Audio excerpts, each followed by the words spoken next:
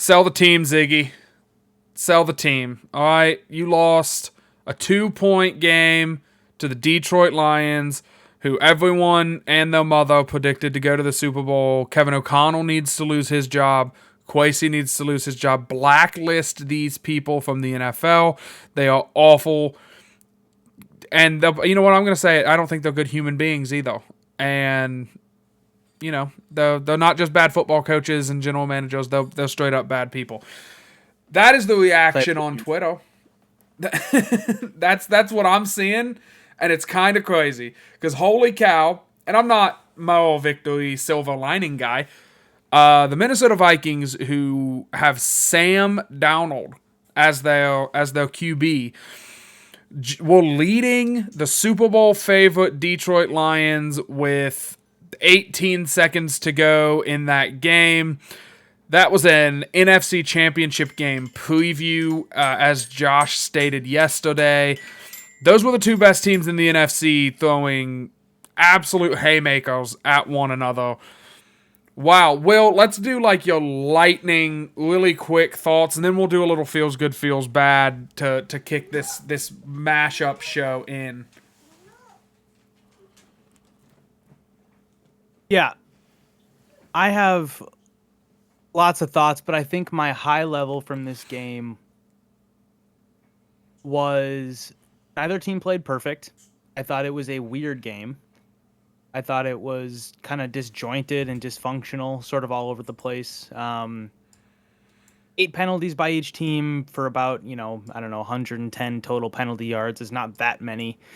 But it just felt like neither team played crisply throughout. Detroit had about that middle chunk of the game where they played outstanding. Maybe the second and third quarter, really, those two mashed together. It looked like Detroit was going to win 50-10. But then you take the bookend quarters, and the Vikings didn't play perfectly in those quarters, but I think they sort of controlled those parts of the game. So it was a very weird game. It wasn't that classic, we score, you score, we score, you score type game. But the way in which the Vikings were able to take a step back, adjust things at the half, come back in the second half with a little bit more offensive fight. And then after the Lions scored, there was an ability of the defense to stem the tide. A couple punts, a takeaway for a touchdown, almost another takeaway. They played a lot better in the second half, but I think you heard it across the board, whether it was players or coaches yesterday and today. Self-inflicted wounds is what ended this game for the Vikings. It was inability to convert third and manageable. It was inability to stop the bleeding in that 4 straight touchdown drives by Detroit. It was just these things, penalties. The penalties were killers. It was it wasn't tons of them, but there was that one drive where the Vikings, I think they got a punt back at their own maybe 10 or 20 yard line, and they had 3 straight penalties, and it's 2 holdings and a false start, and then you're backed up 3rd and 17, and you got to just do a get out of jail card, and it's just those sorts of things, and you can't do that against a team this good. And all that said, Detroit didn't play perfectly either. The fake punt on the first possession of the game. Classic reason, by the way, that Detroit's not winning a Super Bowl with Dan Campbell. He's a bonehead. He's a legitimate bonehead. It's cool in Week 7 against Minnesota. It's not going to be cool when it's against Green Bay, Minnesota again, Kansas City. It happened last season. We said all season long, hey, Detroit's fun. Detroit, they go for it a bunch, and they do all this, crazy stuff, and the coach is biting kneecaps, blah, blah, blah.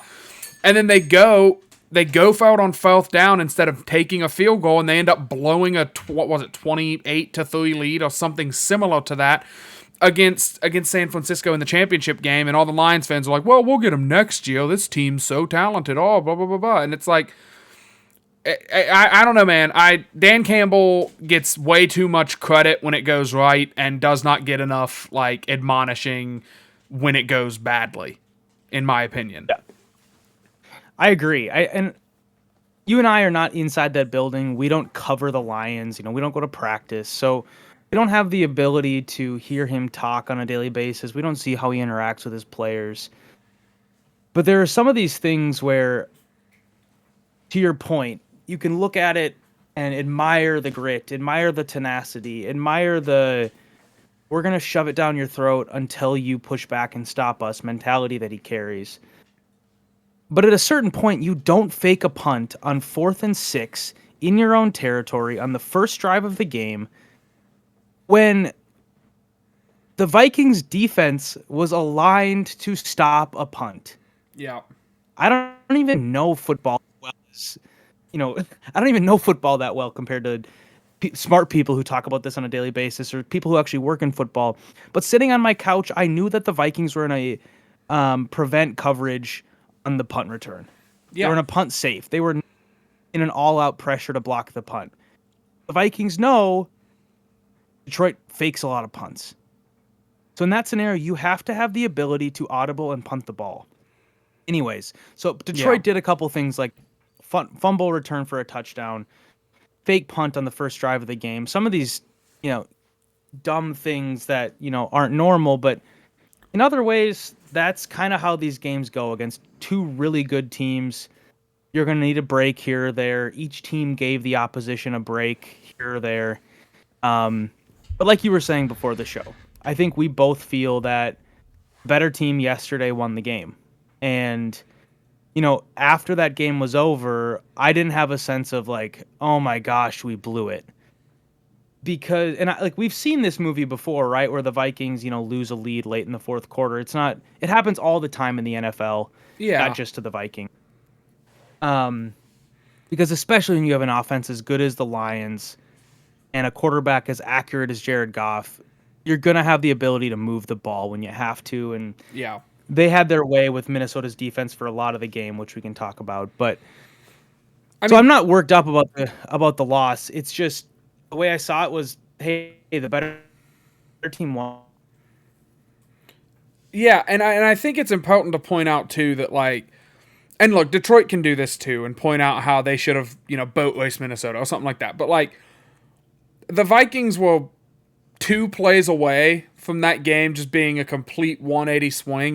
There was the Goff strip sack where the ball, it's an oblong ball, it bounces funny, and somehow it pogo sticked right into his lap. And it's like, okay, that's cool. And, Sam missed a pass late that could have extended the drive. The Lions offense never sees the ball again. Who knows what happens?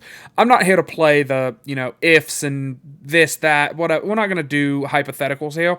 Like we said, or like you said, like I said before the show, the better team won, but that gap is not very wide. You know where there's a wide gap between the Chiefs and San Francisco? You could see that in the way San Francisco got picked apart by Kansas City yesterday. And Pat Mahomes looked like crap because he hasn't looked good this season.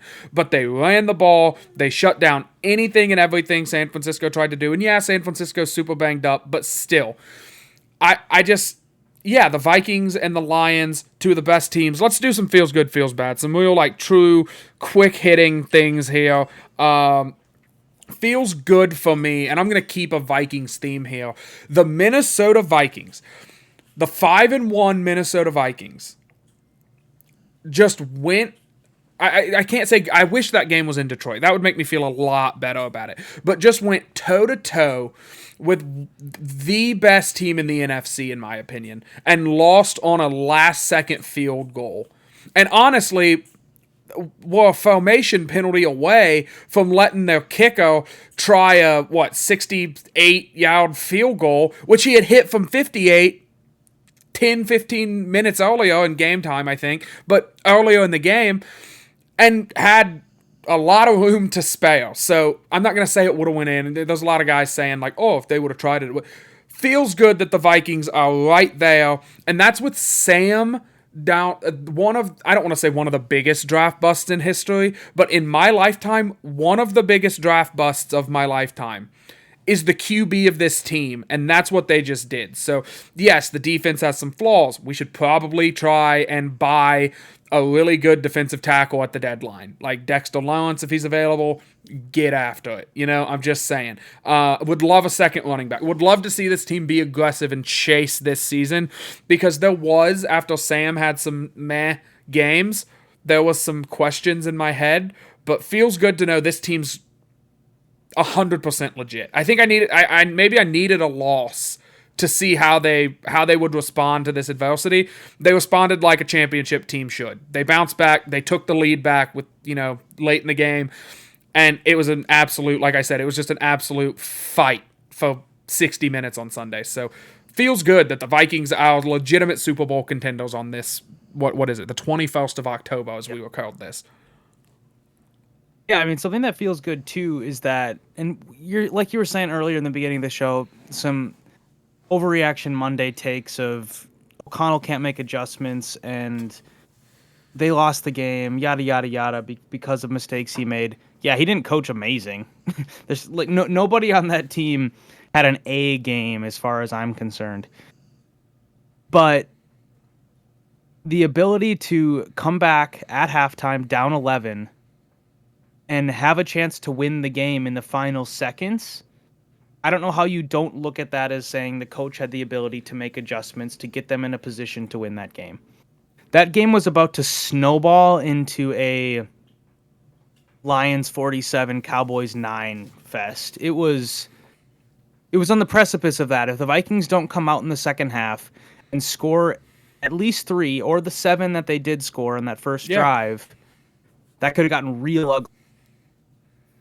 And the ability from the coaching staff to course correct, get their guys in position to adjust, big time. That's a huge improvement from what we saw even 2 years ago, Jordan, when the Vikings would get down to Dallas. They lost by like 40. They lost by 35 to Green Bay. Every time they lost, they got killed because they didn't have the ability to make adjustments. I think that's different now. And I think the way that they put points up to the Justin Jefferson insane catch that he made, that definitely like swung the momentum in a pretty crazy way, in my opinion, because it could have been like, I think if you get 7, it doesn't matter, but like I think if it was like an Aaron Jones 5-yard rushing touchdown, it's like, okay. But like the fact that it was like a crazy diving one-on-one best receiver in the league, like, and it was Sam throwing a really good ball to JJ, I think that kind of got the fans to be like, oh yeah, no, there's a lot of game left. Like that, this is not, we're not rolling over, we're not showing our bellies. We are on the attack, and Detroit better be ready to play another half hour of football here, because we're coming for the throat. So I agree with what you're saying. I just wanted to add that. Yeah.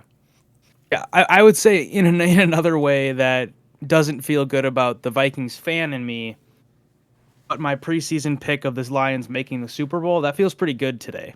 Yeah, it feels good. Because despite their imperfections yesterday, Jared Goff was still, 23 for 26. And the offense, had some hiccups early, had some hiccups in the middle. But that, again, like I said, middle 2 quarters, they were almost flawless. And Jahmyr Gibbs, man. David Montgomery is a tough customer, and he's hard to tackle, and he's just physical, and every yard means something to him. Yeah. But Jahmyr Gibbs is a handful. Oh, he's a superstar. And he was not an overdraft at 12 or whatever they got him last year. I thought it was silly that they drafted a running back that high. Oh boy.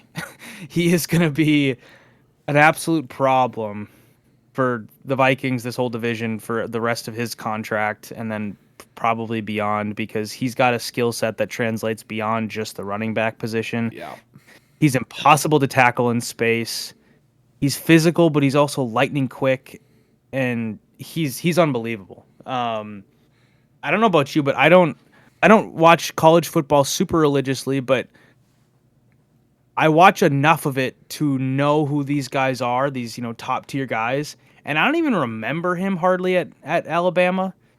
Not that I don't remember him playing, but it was one of those things where, like, when he came out, I was like, interesting. And then he Yeah, got in the league, Jameer and it was Gibbs is what, and I know they're different guys, but like just his impact that he's had, and I know we're only a year and a half ish into his NFL life, but he's what I thought Najee Harris was going to be. I thought Najee Harris was just going to be take the league over this insano, must see TV back for Pittsburgh. And Najee's kind of been like, okay, he's like he's like an upgraded Matt Asiata. Although he's having a good year this year, but like the past few seasons, it hasn't been crazy. There's been a lot of like, why do they even keep him? Blah blah blah. Why is he getting touches? Jameer Gibbs is that. I mean, he's must see TV, like you said. I want to point out it feels bad at you. I'm calling you out. Will, what did you have the Vikings record before the season when we did these little pick'ems? you saying the record after week 6 or the record at the end of the season? At the end of the season, we're gonna talk some ish as the team is healthy and is coming off of yeah. You're gonna do this to me for the next 3 months, aren't you? Oh man, I don't know if you've looked at the schedule coming up, but it's the Rams and then it's the rest of the AFC South. Yeah. There's a good chance the Vikings are 9-1 before they lose another game. So Yep. Yeah, I can take my lumps. I picked the Vikings to go 8-9. yeah, And part of me thought I was being too hopeful. So clearly I do not know ball. So I sit Look, on my throne of shame. feels bad for me. I picked them to go 10-7 and make the playoffs, and I said they would win a playoff game. I said they were going to be a frisky 10-7.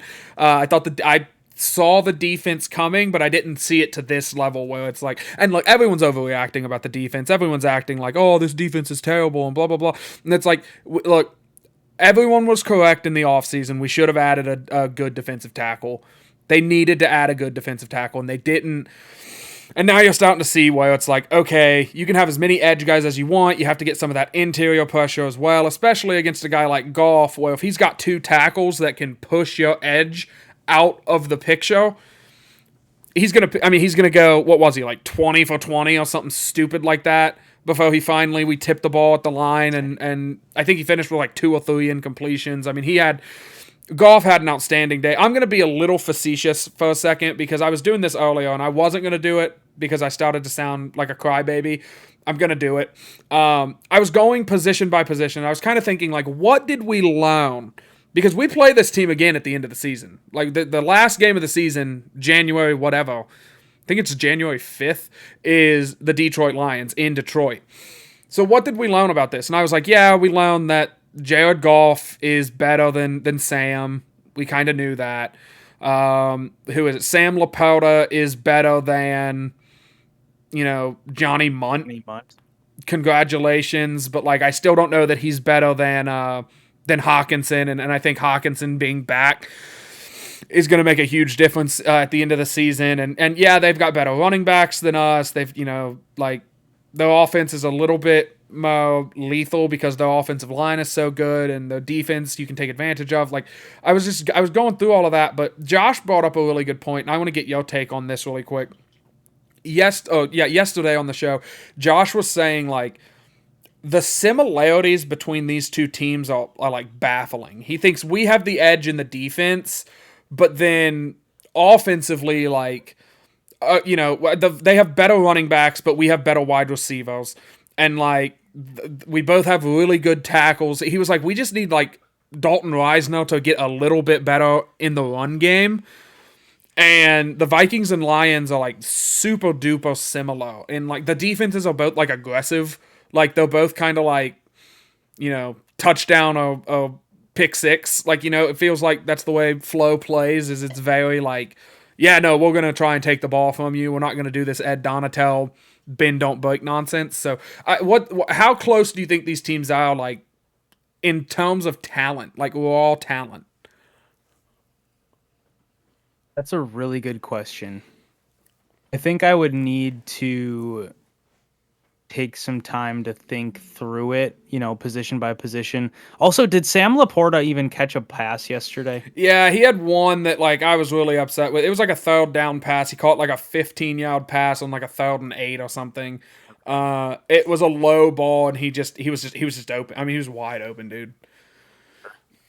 Yeah, it felt like it was a lot of Amon Ra and the backs yesterday. But Yeah, I don't anyways, even think. I think Jamison Williams um, only had one catch, if that.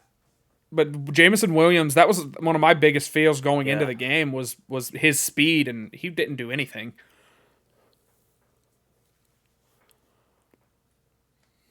yeah, I remember like when he was first in the league, the Vikings had a hard time him just taking the top off the defense. I remember like his first NFL catch was like a 60-yard Yeah, bomb past Cam Dantzler or something, but rest in peace.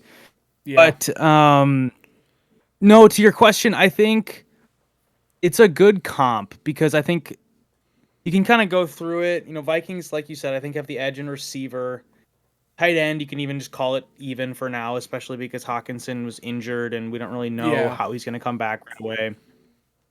I think you have to give the edge on the line to the Lions. yeah, for I mean, sure. those guys are fantastic, and the Vikings sack percentage and all that it doesn't way down there in the league in terms of allowing sacks, and I think they're maybe like 30th. Like it's not good.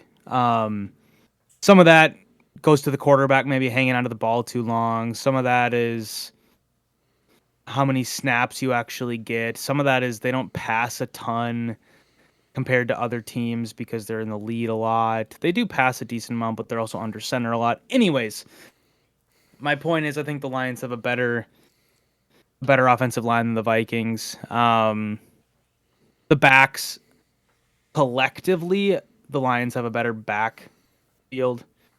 Aaron Jones is fantastic. And he's, right there with Gibbs and Montgomery in terms of one-on-one in ability, but I think Gibbs and Montgomery, they could both start for any team. Like Oh they're yeah, just though it's a lethal both. combination.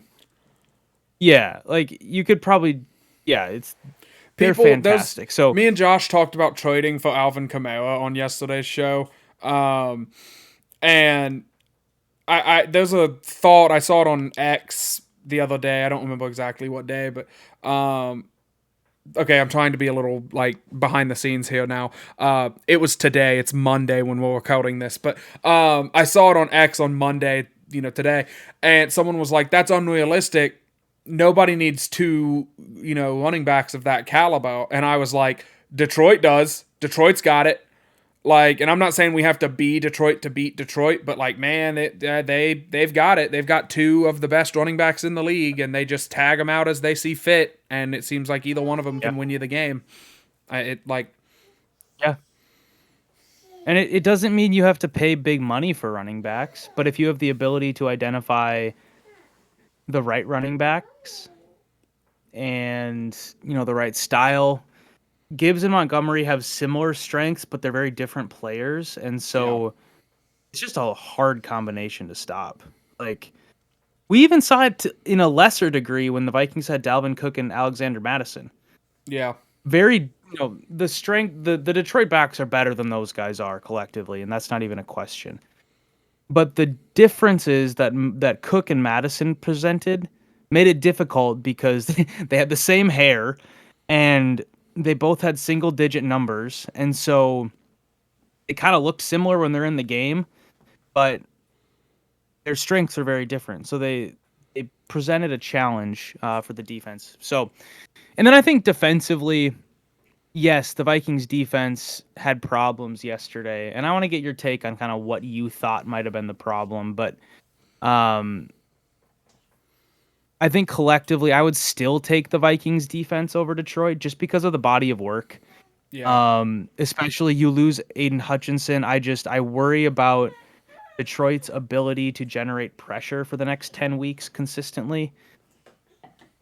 Aaron Glenn is aggressive and he'll blitz and he'll get in your face. He's kind of like he'll do the defensive side of what Dan Campbell wants the offense to do.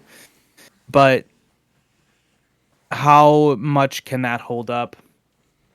I mean, it depends a lot on the health of the secondary, I suppose, as well, Yeah. because Brent Branch is awesome. I thought he was, and we talked about it a year and a half ago. Felt like he was kind of the steal of the draft, and in 2023, and he's made an impact since the first game. Yeah. Kirby Joseph is not my favorite player in the world, but he is a pretty good safety as well. And the corners are much better than they were. Carlton Davis, decent player for sure. Terrion Arnold, I think it has a promising future. Maybe a little too early to have a verdict on him, but Yeah, they're very physical secondary too. I mean, yeah, like Joseph. Look, we can say the quiet part out loud. Kobe Joseph is like a filthy, nasty football player that I don't like and I don't respect. He belongs on the '09 Saints. Like go play in the XL. He's good. That's the problem. Is he's good and he's dirty. So like, but go play in the XFL with who was the Saints DC? I can't think of his name. Greg Williams. Yes. Go play with Williams where you belong. But they're very physical, and I think you saw that with the penalties that they got in the secondary. There were a few illegal contacts and holdings and things of that nature, and it felt like. And I'm not complaining about calls. I don't want to be the guy who complains about calls, but it did, because I think the Vikings were getting away with some stuff too. But it did feel like they were letting it be a very physical game, which plays into Detroit's favor because they are a very handsy, physical secondary. And you saw that against Seattle. I mean, like Monday night against a couple weeks ago when Detroit played Seattle, they pointed out, they were like, yeah, this secondary kind of sucks, and they just hold every play. So that's their answer for a lack of talent. But I think it's a mindset more than it is a lack of talent. I think they're coaching that into their guys, which, look, they're not going to call it on every play. So, yeah, I mean, shoot your shot. But, Yeah. I don't know. I kind of want to put a little bit of a bow on the Detroit game. And move on. We're doing one show this week. If you couldn't tell by the big long video that we waited until Wednesday to post, and podcast audience, for you guys, that means that nothing changes for you. You guys always get just one show. But putting a bow on this game real quick, and I'll try to be super brief with it. Like I said before, and you asked me a question, and I didn't forget about that. You asked like. The defensively, like if I would still take the Vikings and my thoughts on that. And I think what we're missing right now is a defensive tackle. Like you look at, in my opinion, the best defense in the league. It's Kansas City. And they've got, Chris Jones in the middle who can clog the run and he can get after the passer. And I love Harrison Phillips, but I think Harrison Phillips is a damn good second guy. He's not consistent enough in the pass rush department to threaten an offensive line and an offense like the Lions have. And I'm not saying the Vikings need to be built just to beat Detroit, but that's universally a good interior pass rush is something you should look for. So I don't know how to solve it. Dexter Lawrence is the name that keeps getting thrown around. I don't know that the Giants want to give us Dexter Lawrence. I don't know that the Vikings want to give up the 2 firsts and a 5th that it's going to cost to go get a guy like Dexter Lawrence. Personally, I would, because I look at it as you're not getting Dexter Lawrence where you're going to be picking in this year's draft. You're not getting Dexter Lawrence if you have a similar level of success next season with that pick. So just spend it. I know that the Vikings are kind of without draft picks next year, but it'll be okay. You have the money to sign free agents and make some other stuff happen. So yeah, that's kind of where I'm at. Putting a bow on the game. I wish we had a guy like Dexter Lawrence, because it just felt like every time the pass rush tried to get to Goff, they would push the edge aside and nobody was coming from the middle. So Flo started blitzing Mo, which if I'm going to criticize Flo, man, you can't just solve everything by sending 7 guys. You're leaving your secondary out to dry, and the Lions are good enough that the blitzes aren't always going to work. So the Vikings need to find a way to manufacture pressure straight up the gut. That is preferably not, sending 8 or sending 7 and just leaving everybody in man or some weird, zone, whatever. So I don't know. Cashman was out. I want to throw that in there, my little injury excuse. Cashman's a huge part of this defense. I think he makes the defense tick, and him being out definitely didn't help. But like we said, better team won. I'm excited to play them again, and I think that the Vikings will still very much be competing for the 1 seed. I think that Week 17 game could decide the number 1 seed in the NFL, in the NFC. And that should be exciting for Vikings fans. I mean, we'll see what the rest of the year holds, but I'll let you put a bow on this, and then we'll take a break for the podcast audience. Yeah, and the wild thing about that Week 18 game too, if it does come down to winner takes division and the 1 seed, the loser, so it's or 5 seed at best, I guess I should say. Yeah, 5 or 6, whatever. So yeah. It's obviously way in advance. It's 3 months away. It's 12 games away or whatever, but that game is hopefully going to be of paramount importance. There's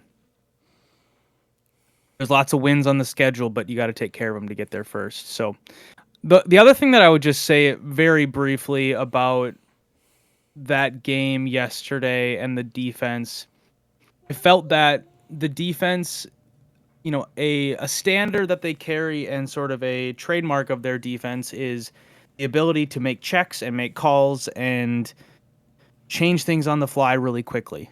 It's harder to do at home because it's really loud. We talked about this last year. I'm not going to get into this. But the other thing that I saw yesterday was it felt like every time there was a check or a call, it guessed wrong. And it felt like Detroit had an answer for it every time.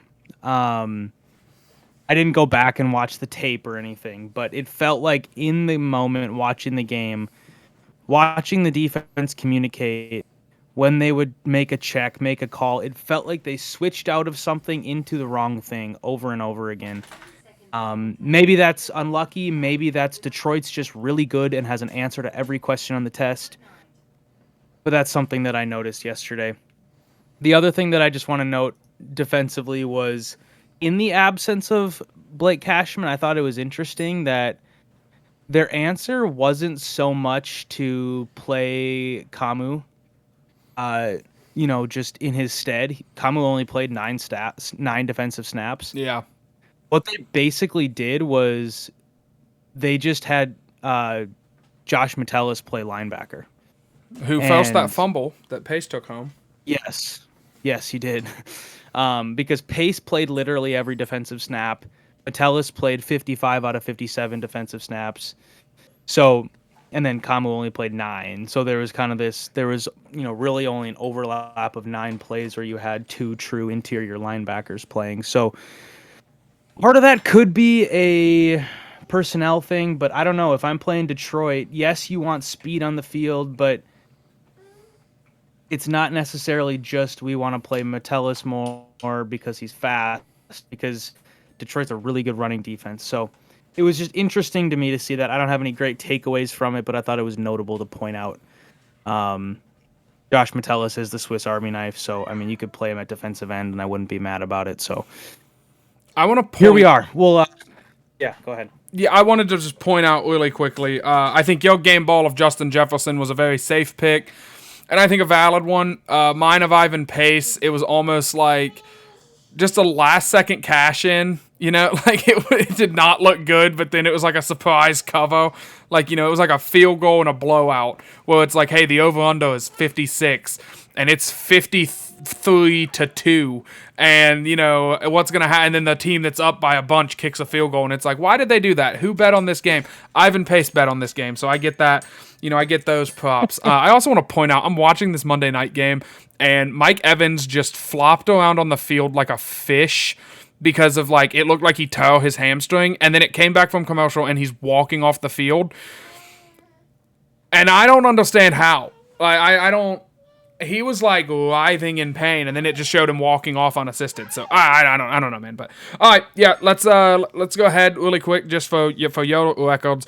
Let's do the ad break right now. Welcome back, podcast audience. Welcome in on video audience. That was 34:18, Will, by the way. 34 minutes and 18 seconds for part 1 of the show. Part 2 of the show begins now, and now we're talking, about this showdown in Los Angeles in an absolutely beautiful stadium, the stadium that I believe Taylor Swift like filmed her like concert movie in. I believe it's in SoFi Stadium.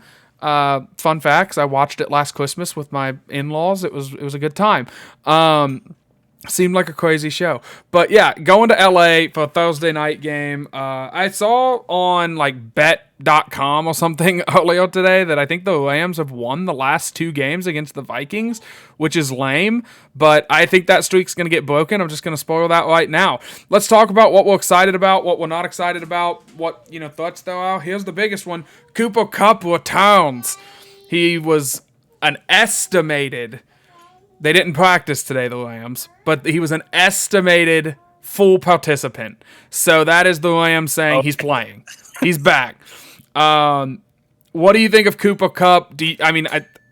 Is Cooper Kupp going to have a big impact on the Rams offense? I feel stupid asking it, but how do you think he looks in his comeback? He will have a big impact. He is fantastic. He takes. is old. So he's not necessarily young, sprightly 27-year-old Cooper Kupp who makes everybody look silly and he moves at about, turtle pace. That's the thing that makes him a threat regardless of age, and as long as he's healthy enough to move around, he is a problem just because of his route running, his craftiness. The Vikings are going to, yes, they play some man-to-man, but they also do a lot of cover 2, cover 4, and so there's going to be zone for Cooper Kupp to try and exploit, and he knows where the cushions are, and him and Matthew Stafford could probably play catch, with their eyes closed. So that's going to be a challenge. I don't think it's necessarily a turning point. I think the Vikings have faced plenty of good receivers. Every team has good receivers. So it doesn't mean that, the Vikings are screwed because Rams' best receiver is going to play. And frankly, what I will say too, I would rather have him play. It's week 8. Yes, every game matters. You're playing a conference opponent, even though they're only 2-4. You're playing a conference opponent that, at the end of the day, you never know. The Rams could go on a run. You could have to have the tiebreaker over them. Conference record does matter in tiebreaker situations as well. So it's an important game. It's a short week. It's Kevin O'Connell's former team. All that being said, I would rather have the best players play, because it only sharpens you to get you ready for the rest of the season, the stretch run. Yes, every win matters. You can, the wins that you bank in week 1, 2, 3, and 4, they all count the same as they do in week, 13, 14, 15. Yeah. But I just think when you go up against tougher competition, it just makes you that much better. So I'd rather face him. Puka Nakua is not going to play. So there's already, a disadvantage from the Rams wide receiving core perspective. I'd rather have him play. Just like I'd love to see Hawkinson play, see what the Vikings have as a full complemented offense. Yeah, I almost don't want Hawkinson. Practice. Go ahead. Sorry, I almost don't want Hawkinson to play for one simple reason. Are you telling me that he needed from Sunday to Thursday to get ready to play? It's just going to piss me off if he plays. Because if you're telling me that TJ Hawkinson isn't worth a couple of points against Detroit in what is a revenge game, he's only played against them like once, I think, since he's been traded, and it was the year. Maybe I'm lying there. I might just be making that up. But I don't know. Right. Hawkinson playing would definitely irk me, as it would mean he was probably available against the Lions, and I'm not going to get into a old man yells at cloud rant about the toughness of football players nowadays and football teams, but that is some soft, SAWFT soft mindset from the Vikings or Hawkinson or whoever made that final call to give him an extra 3 days before he plays a football game. I hope he. I want to win the game. I hope he plays, but also it's going to piss me off, and I'm going to come on the show next week and I'm going to complain about it because we win. I think we win that game if we have. Whatever. We're done talking about the Lions. So, yeah. What are you most confident about this game? I just went on. I went on that old man yells at cloud rant. So I'm going to go ahead and take a buoy though. What are you most confident that the Vikings are going to do, be it on offense or defense, in this one? Honestly, they're going to be pissed off. I think this team has, in their Kevin O'Connell history, responded well in situations where they have not performed well. You don't see this team consistently have bad showings week to week. Yes, that first season they had like 3 or 4 blowouts and it was just weird. But they also, I don't think they had back-to-back losses the whole season.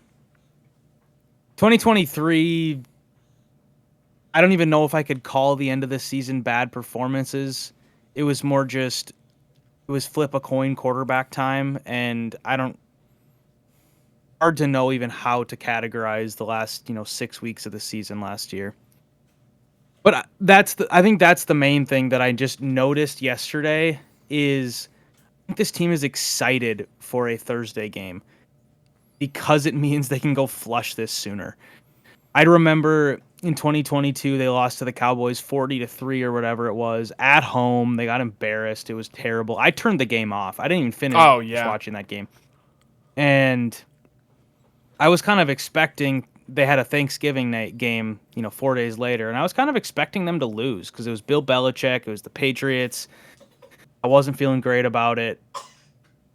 And they played decently, it was kind of that season's sort of standard, but they won the game. And they came back, they scored a bunch of points against Bill Belichick, and Justin Jefferson and Kirk Cousins were ridiculous, and they won the game. Yeah. So I think I look at that sort of as maybe a small case study of what we're going to see here, in that I think this team's angry at the result yesterday. They felt they left a lot on the field, which I agree. And so that to me is honestly point number one. And I don't think you're playing a great Rams team. Kevin O'Connell's going to say all the right things this week. They got a good coaching staff. Of course, he's going to say that it's the team he came from. It's the team that, molded him into the coach he is, whatever. And I think they probably do have a pretty good coaching staff, but they're riddled by injuries. They haven't really been scoring offensively. Cooper Kupp is just now coming back. So I think they have the upper hand just talent-wise and cohesion and team-wise. And then you throw on top of the fact that they just lost a heartbreaker to a team that they could have beat. All that, they're mad. I think they're going to come out and play well. Yeah, I agree with you, and they did flex the Colts game the following week to Sunday Night Football, so the Vikings now have back-to-back primetime games after an egregious. And I know the NFL doesn't have a crystal ball. They didn't know the Vikings were going to be this good. But an egregious miss having the Jets and Steelers on Sunday Night Football instead of there were several games that were more deserving of Sunday Night Football treatment. But yeah, I mean, I think that back-to-back primetime games is just what this team needs. A little bit of exposure, playing under the lights, get used to a lot of eyes on you, different broadcast crews coming in, and it's the big time, man. I mean, I think Aaron Rodgers was talking last night in his post-game press conference about how, like, what did he say? The energy wasn't right. He said they were flat. Yeah, they were flat. That's what it was, because he said he lives for these Sunday night games. And look, I'm not gonna be an Aaron Rodgers defender.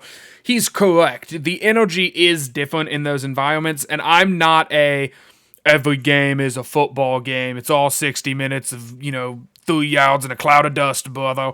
I'm not one of those guys. I am if you're playing in a playoff game, it's gonna feel different. So treat it differently and treat it like a bigger moment and be extra prepared, like give 110% or whatever. So Yeah, I think that this is just what the doctor drew up. I'm super confident in what our defense is going to be able to do. They just went against the best offensive line in football. Now they're going up against like UPS drivers that have signed onto the Rams team because of how many injuries they have at that position. And I'm not like, I don't want to say I'm excited to see Matthew Stafford get hit a lot, but I'm excited to see Matthew Stafford get hit a lot because I think that Super Bowl is a fluke, and I think he's, let's just say, I think he's closer to like Rich Gannon than he is to like, Aaron Rodgers in terms of the where he lands. Like, Rich Gannon won a Super Bowl, didn't he?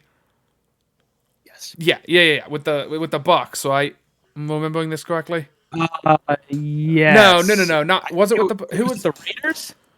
Yeah, Brad Johnson won it with the Bucks, which Gannon was the Yeah. Raiders. Yes. But Brad Rich Johnson. Gannon is an interesting. I was just gonna say Rich Gannon is an interesting thing to be brought up because he's been used as a comp for Sam Darnold and his career Yeah. resurgence. So Yeah, it's just like, anyways. just some like scrub guy who, like there's a very good YouTube channel that I this is a family show, so I can't say the name of it, but it is a pretty funny YouTube name. I'll tell you off the air. But he regularly points out that, Matthew Stafford is most likely going to set the record for the most losses in an NFL career by the time it's all said and done. And, you can blame that on Detroit. You could also blame that a little bit on him. It's a little bit on him. But, that's neither here nor there. But yeah, I'm very excited to see flow, the blitzing, the defensive line, banged up O-line. It's just a recipe for success, Will, and I'm very excited to watch how that's going to unfold on Thursday night. What do you think the offense is going to do? Like, I have the offensive game ball, so I want to give you a chance to kind of say, like, who do you think is going to have the big standout night? Do you think it's going to be the run game, or do you think, maybe Sam goes out and puts on a show after having a kind of quiet few games?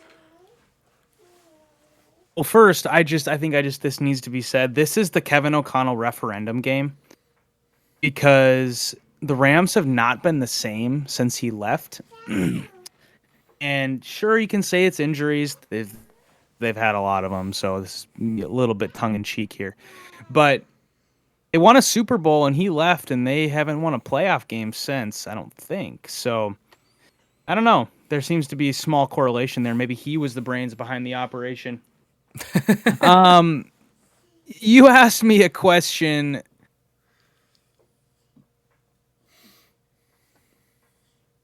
Oh, we got a frozen Will. Well, hang on. Let's take a second. Let's all. It's doing that thing where there's like the super duper long delay. Try saying something just to double check. Yeah, we're back, right? Yeah. Okay, we're back now. We're good.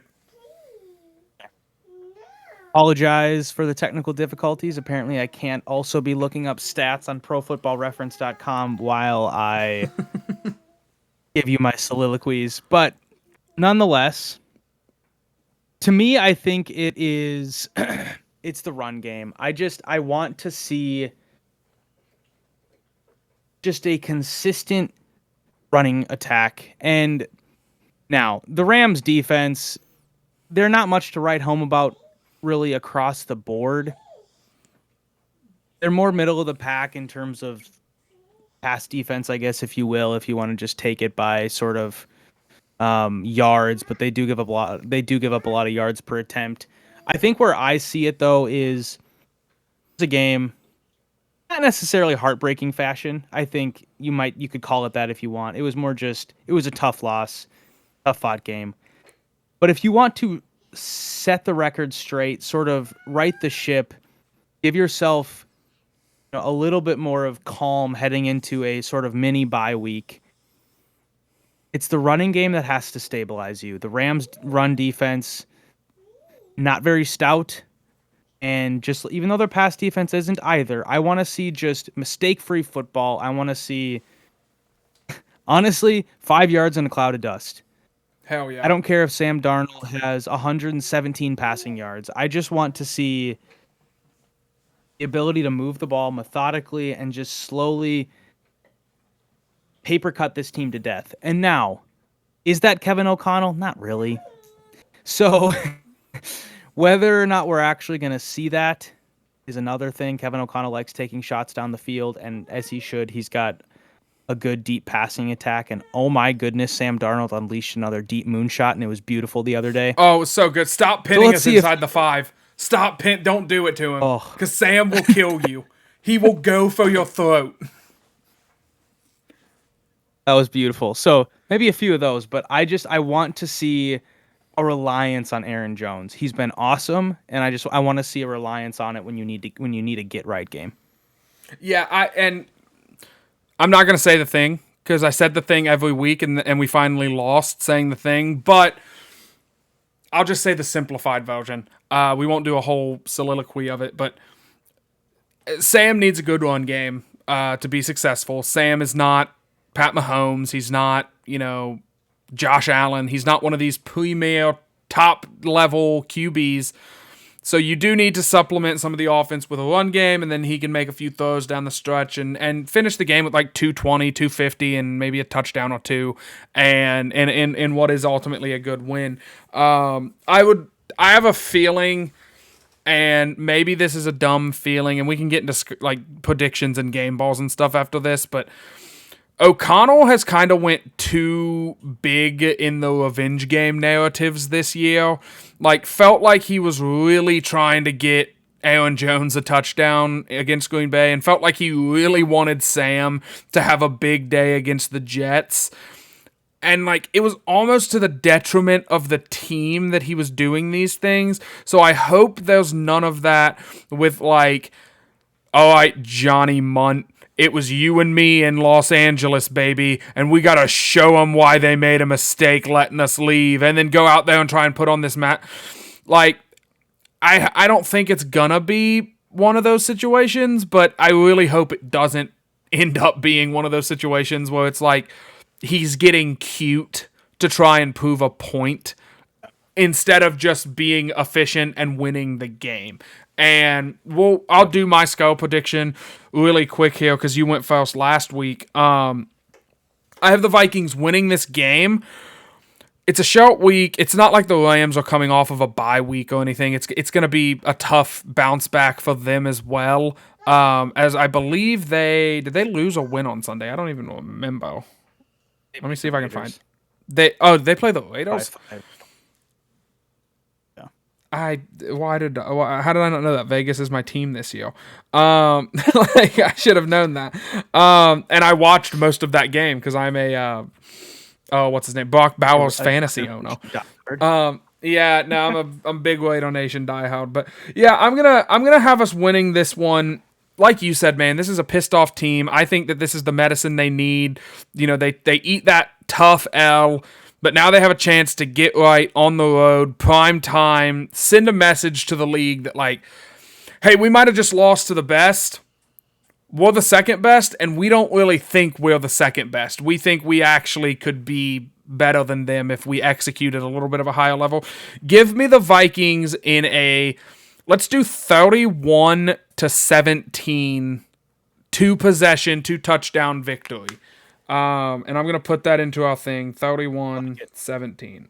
But yeah, man, I mean that's my thought process is like why this team seems to have an affinity for winning big games, and I hope that they don't lose that down the stretch. I'm gonna pick them to win a big game because, like we said all show, the Rams are banged up and kind of old, and let's take them out behind the shed and old yellow them, like, let's send the message.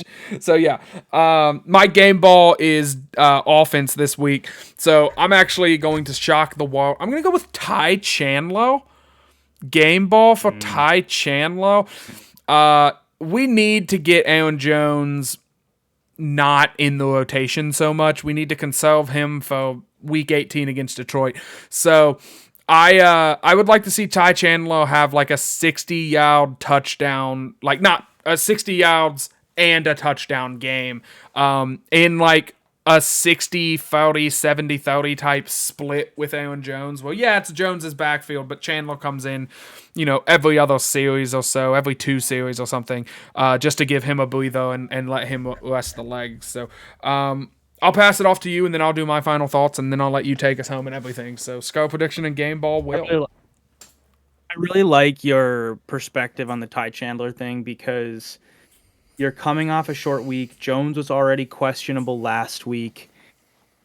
He didn't have a massive workload, but he had a pretty big workload against the Lions, and he took some hits. And this is a position and a opportunity to give Ty Chandler, a guy that I think we both agree that the trust level in him has increased, and Aaron Jones's obvious emergence has maybe reeled back how much opportunity Ty Chandler has got.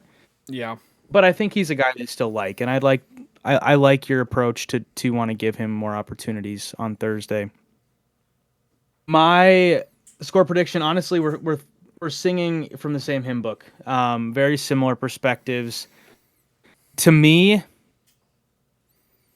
it's going to play out very similarly. I think the Rams are, like I said earlier, they got a good coaching staff. They have the good bones of a team, and no pun intended for their bone uniforms that just have never taken off. They tried to do not white, and then they realized that they had to make a white jersey, and they call it their alternate jersey, even though they wear it way more often than their bone. Anyways, just silly marketing. I think, they're still a proud team, a proud franchise. They're not too far removed from a Super Bowl. They have a Super Bowl winning quarterback, no matter what we think about him. They have a Super Bowl winning coach who is still only like the second youngest coach in the NFL, something ridiculous like that. So, just like that weird Thursday night game a couple years ago where Baker Mayfield was wearing number like 97 and came in and won the Rams a Thursday night game against the Raiders. Anything can happen in this league. They are not a pushover. I think the Vikings are only a 3-point favorite. So I think we might, as Vikings fans, maybe have a little bit of an outsized approach of like, we think we're way better than this team. Let's go shove it down their throats. Just as like a disclaimer, we might be wrong. Now, the Rams have not been able to score all season. They got 19 points a game. They're losing by about a touchdown on average every game. You just do the math. That's about a negative 62 point differential. Not great. Maybe negative 56, whatever. It's not great. They're not putting up points. The injuries, obviously, to the wide receiver room have made that difficult. This is not the same team that won the Super Bowl 3 years ago, despite what I just said. So, all that said, Vikings defense is mad. Vikings defense is going to make a statement. Vikings defense will make adjustments. I saw some thoughts on the interwebs that this defense is broken. This defense can't stop this, can't stop that. I would say to those points, the Vikings defense did not stop those things. The in-breaking routes over the middle, classic Detroit bread and butter. I think they can make adjustments. I think they can rebound, and I think they will. Vikings are going to win a similar score that you predicted, 29-17. The reason why I went 29, not just for a cute back-to-back weeks of 29 points, I just love Will Reichert, man. I think he's going to have about, 5 field goals. And I'm like getting to the point where I want to buy a number 16 jersey. Just that guy is money from anywhere. And it's one of those things where just picture the difference in our minds from the last couple of years with Greg Joseph to now. I think Greg Joseph was fine in some regards. He made some big kicks, but every single kick was just stressful. It was like 35-yarder. Hope he makes it. Extra point. Oh, man. Hope he makes it. Hopefully his mechanics don't get weird. Yeah. With Will Reichert, every kick, he steps into a 58-yarder. I'm like, yeah, I'll probably make it. Yeah. And I'm just sitting there on my couch, not stressed. Doesn't mean he's not going to miss a kick all year. But as far as I'm concerned, I hope he has some righteous flow at the end of the season. It must be nice because he goes out there for extra points, and I still have the trauma while I'm like, please don't help me. Because he seems like, if it was a dating thing, he seems like the perfect guy, and I want to introduce him to my parents, but I've dated some scumbags, Will. I mean, the Vikings have been through the ringer of bad kickers and kicking outbreaks. So I'm just waiting at this point for Will to do it, and I'm NFC Championship game What against the was that? Lions. It's coming. What was that Dan Bailey game where he missed like Oh my 2 gosh. extra points and 3 field goals against the Yeah. Bucks or something? Well, and then there was the Daniel Carlson game that got him cut Oh, against Green Bay, where he missed a bunch of field goals, and a game I believe ended in a tie, if I remember that correctly. correct. But Correct. 29-29. yeah, that will be my final thoughts here. I'm gonna let's get rid of ties. Let's if we must, let's do like okay after overtime. Let's just flip a coin for the win or something. You know what I mean? Like, or let's do like a kickoff. Let's find a way to get rid of ties. I hate ties in the NFL, and I don't really have any big final thoughts. I feel like we've had an hour now of discussion. I have nothing else to bring to the table in terms of yeah, man. If you don't know by now that I'm still hyped about this team, even though we lost to the Lions, and I think we might be. I'm preemptive pick. The Vikings are beating the Lions in Detroit, and we're gonna be the 1 seed, and we're winning the Super Bowl. Get them on. Get the glasses on. Like I still feel good about this team. So, yeah, this was a fun one. They're always fun ones. Will, I'll hand it off to you. I'll let you take us home. Thank you guys for listening. Shop Unified. Follow the show at LTB Vikings and follow him at Will Bad Lose. And check out the Bad Loser blog. I said my piece. My final thoughts first are my game ball because I forgot. Harrison Phillips is going to get the game ball because we were hating on the defensive tackle play, and he's just going to go out and do it. I think he forced like 5 holding penalties yesterday. So he's going to go out and have a big game. The Rams are going to rely on Kyron Williams, and it's just not going to go well for them. Big day, Harrison Phillips. Dare I say, he even forces a fumble like I thought he did yesterday. And I actually liked that challenge by the Vikings.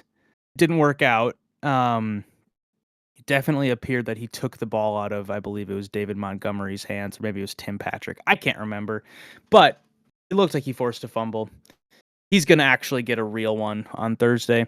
My final thoughts are just that. I hate Thursday night football, Jordan. I'm going to be old man who screams at cloud here. I hate that it's this complete 180 to the way the NFL season goes. The NFL season is rhythm. It's you play on Sunday, you get ready for the next 6 days, you play again. And then in the off occasion, you play one day off of that, either a Saturday or a Monday. In these, circumstances where there's special days like Thanksgiving, sure. Special day like Black Friday, sure. And game of the season, great. Let's throw it on a Thursday, give it a primetime look. Awesome. But these Thursday night games where it's middle of the season, you're asking guys who just got into 35 car crashes 3 days ago, you're going to make them not have any time to prep. These teams don't even practice these weeks. They do walkthroughs. Like Jordan said, the Vikings and the Rams didn't even do practice today. They just did an estimated practice. What even is that? What is an estimated practice? These guys go through too much on a game day to put them in a position to then go play again 4 days later. And, in this case, the Rams don't have to travel, which is good for them. The Vikings, though, have to travel across the country to the coast. And it's just, I don't believe that it is a good thing and a just thing, really, to put these players through this sort of gauntlet physically. Now, every team does it. Pretty much every team has a Thursday night game. I don't know if every single one does, but almost everyone does. So it's not necessarily an unfair thing. But I think there's just this strangeness of the NFL season is such a rhythm thing. And with health and safety already being emphasized so much, the fact that they continue these Thursday night games, and until that Falcons-Bucks game, we don't really get many Thursday night good games. They've kind of all been doozies. Yeah.